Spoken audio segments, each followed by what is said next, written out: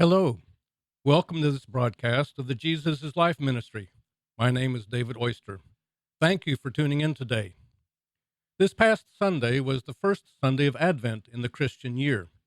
The word Advent comes from the Latin word that means to come to. Advent celebrates and looks forward to our celebrating Jesus' first coming from heaven to earth as a baby. Advent also celebrates and looks forward to Jesus' second coming at the end of this age, when he completes the establishment of his rule over everyone and everything. In looking forward to our celebrating during the Christmas season Jesus' first coming, I want to discuss with you today the genealogy of Jesus as found in Matthew chapter 1, verses 1 to 17. Now, some of you may think, Jesus' genealogy, how interesting can that be? Well, after studying this passage in my Sunday school class, it turns out to be quite interesting. If you have a Bible handy, please open it to Matthew chapter 1. I'm not going to read all the verses, but I want to highlight several things about the genealogy. A few things about Matthew's gospel first. Matthew wrote his gospel for Jews to show that Jesus is the promised Messiah. Matthew cites a number of Old Testament prophets and explains how their prophecies were fulfilled. We read several verses in Matthew similar to chapter 1, verse 22, that says, "Now all of this took place that what was spoken by the Lord through the prophet might be fulfilled." And next, the Gospels of Matthew and Luke are the only ones that contain narratives of Jesus' birth. Matthew wrote his birth narrative from the perspective of Joseph. Luke wrote his from the perspective of Mary. And Luke also has a genealogy of Jesus, and the two genealogies are different. Matthew traces Jesus' descent from David through Solomon. Luke shows Jesus' descent from David through Nathan, another son of David. And note that neither genealogy states that Jesus was the son of Joseph. Matthew wrote in chapter 1, verse 16, "And to Jacob was born Joseph, the husband of Mary, by whom was born Jesus, who is called the Messiah." So Matthew states that only that Jesus was born of Mary. Luke's genealogy is in chapter 3, verses 23 to 38. Verse 23 reads, "And when he began his ministry, Jesus himself was about 30 years of age, being supposedly the son of Joseph." Both Matthew and Luke say that Mary, as a virgin, conceived Jesus by the Holy Spirit, so that Jesus is the only begotten Son of God. So why are the two genealogies different, showing Jesus descended from David by two different sons of David? We don't know. Neither Matthew nor Luke explains why. There is disagreement among scholars, but one explanation that I think is very plausible is that Matthew traces Jesus' legal claim to the throne of David through Solomon, who was the king after David. Since Matthew wrote his birth narrative from the perspective of Joseph, it is believed that his genealogy is that of Joseph. Again, Luke wrote his birth narrative from Mary's perspective, and this viewpoint believes that Luke gave Jesus' actual bloodline from David to Mary. Well, Matthew 1, verse 1 reads, "The book of the genealogy of Jesus Christ, the son of David, the son of Abraham."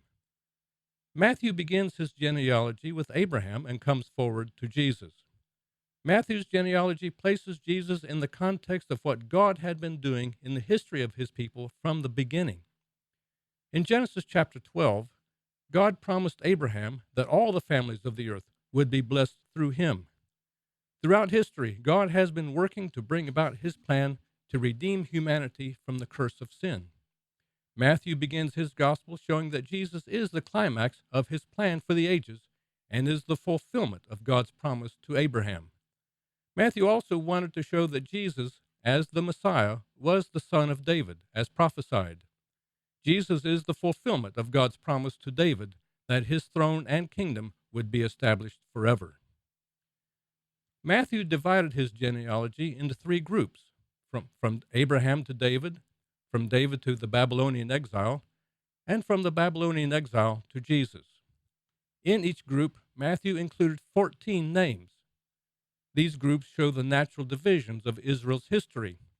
The reign of King David was a high point in Israel's history, and the Babylonian exile was the low point, when the nation of Judah experienced God's judgment for their sin of turning away from God. The genealogy then comes to Jesus, who will restore the fortunes of Israel and will fulfill God's purposes, not only for Israel, but for all of humankind. The 14 names in each group aided memorization. In the first century, books were very expensive and fairly rare. The Jewish people of the time had trained their minds to remember what they heard. Memorizing what they were taught was common. But why 14 names? 14 is equal to 2 times 7, 7 being the number of perfection. Also, in the Hebrew language, each letter of the alphabet has a number value according to the order of the alphabet. Adding up the values of the 3 consonant letters in the name of David results in the sum of 14. Comparing Matthew's generations with the Old Testament, it is clear that Matthew left out a few names in order to create his groups of 14 names in each group. This was consistent with Jewish practice. In some Old Testament genealogies, some names are left out that appear elsewhere. And the Greek verb translated begat can and often does mean be the ancestor of, as well as the father of. There is something unusual about Matthew's genealogy. He included 4 women. Michael Green, a New Testament scholar, explains in his commentary, Matthew for Today. In both Greek and Jewish culture, a woman had no legal rights. She could not inherit property or give testimony in a court of law. She was completely under her husband's power. The Jewish man thanked God each day that he had not been created a slave, a Gentile, or a woman. And yet here are 4 women in Jesus' genealogy. End of quote. In addition, all 4 women were not considered worthy Jews. They are Tamar, Rahab, Ruth, and Bathsheba. Well, let's look at Tamar. We find her story in Genesis chapter 38. Judah, one of Jacob's 12 sons, had 3 sons of his own, Er, Onan, and Shelah. Er married Tamar. After Er's death, according to custom, Tamar was given to his brother Onan. Then Onan died, but Shelah was still too young to be married. When Shelah was old enough, Judah failed to have him take Tamar as his wife. Later, Judah went to a town to shear sheep, and Tamar followed him there. Tamar sat in an open place with a veil, and when Judah saw her, he mistook her for a harlot. He had sex with her, and she conceived. Judah learned that Tamar was pregnant and ordered that she be killed. But Tamar showed Judah the things that he had given to her as a pledge that he would send a sheep to her. But Judah realized that he was the father. When Tamar gave birth, she had twin boys, named Perez and Zerah. Perez is the ancestor of King David. So the first woman Matthew included in his genealogy played the harlot. Second is Rahab. At the end of the Israelites' journey after the Exodus from Egypt, Joshua led the Israelites across the Jordan River and came to the city of Jericho. Joshua sent 2 men to spy out Jericho.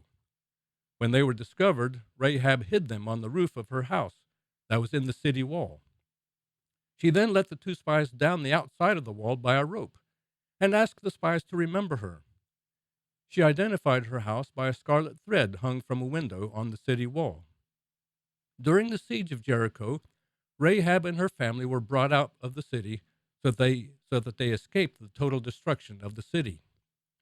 Rahab demonstrated faith in the God of Israel and lived among the Israelites afterward. Rahab became the wife of Salmon, the father of Boaz. Boaz became the husband of Ruth. And Ruth is the 3rd woman in Matthew's genealogy of Jesus. Ruth was a Moabite. According to Genesis 19, Moab was the son of Lot by his own daughter, who got him drunk in order to conceive by her father. Later, the nation of Moab became a strong enemy of Israel. During the time of the Judges, a famine occurred in Israel, and an Israelite named Elimelech and his wife Naomi went to live in Moab. They had 2 sons who grew up and took Moabite wives, one of whom was Ruth. Elimelech died, and later both sons died, leaving Naomi and her 2 daughters-in-law as widows. With no means of supporting themselves, Naomi started to return to Israel and told her two daughters-in-law to go back to their mother's homes.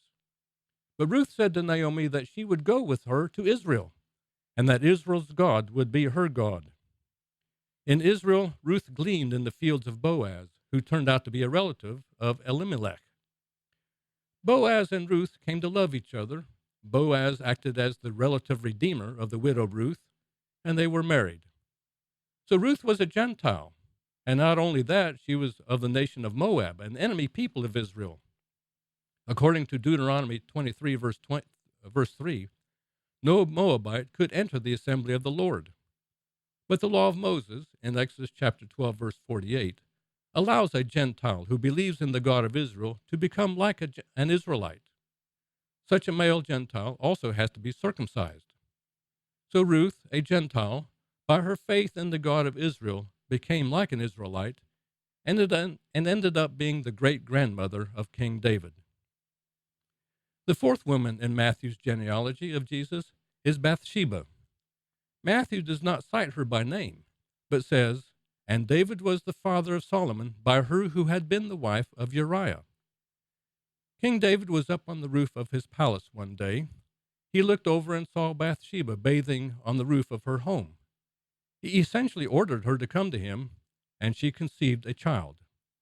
Uriah, Bathsheba's husband, was away with the army.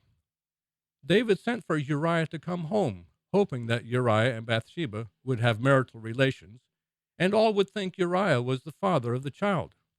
But Uriah refused even to go into his home. So David sent Uriah back to the battle and told the commander to put Uriah on the front line so that he would be killed. Uriah was killed. David took Bathsheba as one of his wives, and Bathsheba gave birth to a son. That son died, but Bathsheba later gave birth to Solomon. So what do we take away from Matthew's including these four women in his genealogy of Jesus? Well, let me read what Michael Green wrote in his commentary, Matthew for Today. All these are the women introduced into the genealogy to prepare us for the climax of them all, Mary. Matthew could not have found a more amazing selection of women wherever he had looked within the pages of his Bible. Why did he choose them? Well, it is clear from Matthew 6, verse 3, Galatians 4, verse 4, and Revelation 12, verses 1 to 5, that people were well aware there was something strange about the birth of Jesus. It was different. The Jews put about the rumor that he was the illegitimate child of a Roman soldier and Mary. Nobody thought he was simply the child of Joseph and Mary. So Matthew may well be alluding to such rumors when he points out that in Jesus' ancestry there are notorious women. Sinners they may be, but God works to rescue sinners and to use them in his service. Here at the outset of his gospel, Matthew goes out of his way to show that the barriers between men and women are broken down. Women share in the official genealogy of the Messiah alongside men. The barriers between Gentiles and Jews are broken down. Ruth plays her part in the coming of one who was not to be only Messiah of Israel, but Savior of the whole world. And the juxtaposition of sinful women like Bathsheba and Tamar with Mary, the Gentile mother of Jesus, shows that the barriers between good people and bad people have also come crashing down. As Paul put it, there is no distinction, since all have sinned and fall short of the glory of God.